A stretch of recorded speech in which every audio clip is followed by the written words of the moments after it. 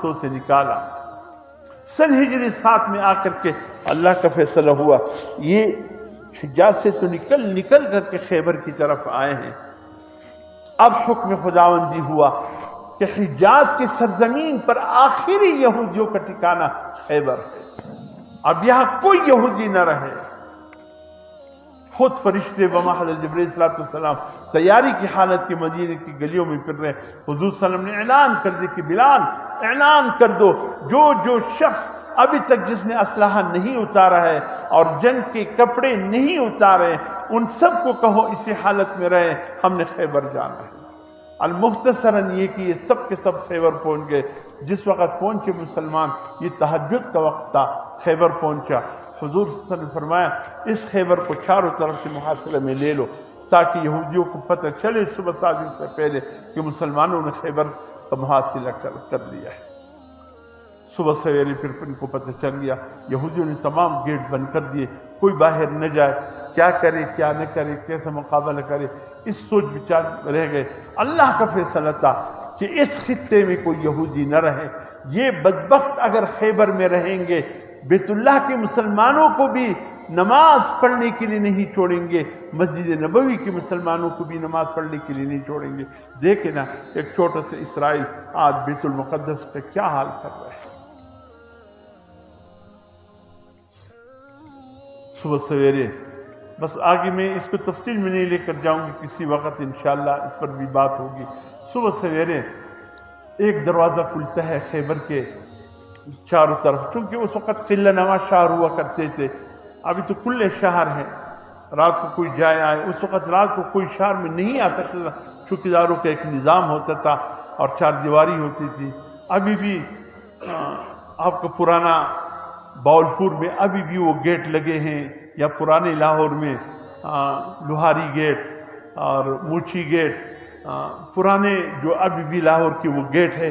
یہ پرانا لاہور یہی ہوا کرتا تھا. باقی یہ تو بات کی آبادی ہو گئی.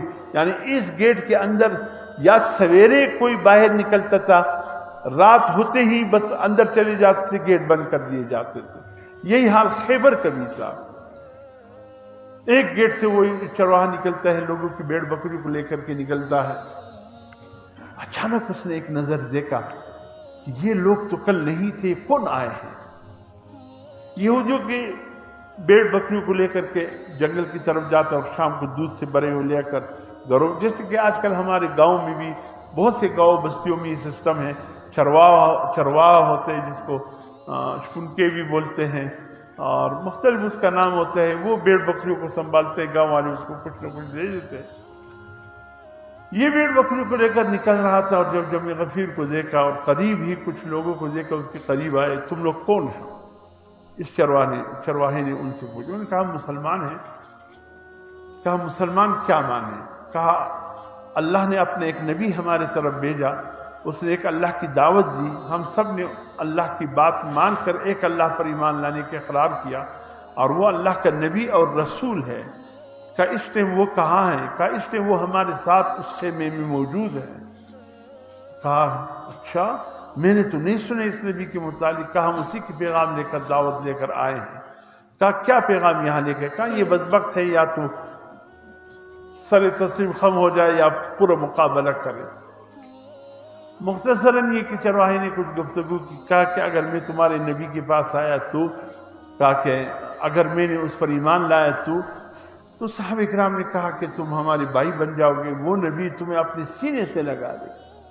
میرے کپڑوں سے بدبو نکلتا ہے، میں تو دن رات یعنی پسینے میں شرابوز رہتا ہوں، تمام دن رات اسی جنگلوں میں پھرتا ہوں، بھیڑ بکریوں کو لے کر جاتا ہوں، اور کبھی اتفاق سے موقع ملا تو غسل کر لیتا ہوں، نہیں تو وہ بھی نہیں. پرانے کپڑے، پھٹے پرانے کپڑے، اور اس سے جو ہے پسینے کی بدبو نکل رہی ہے.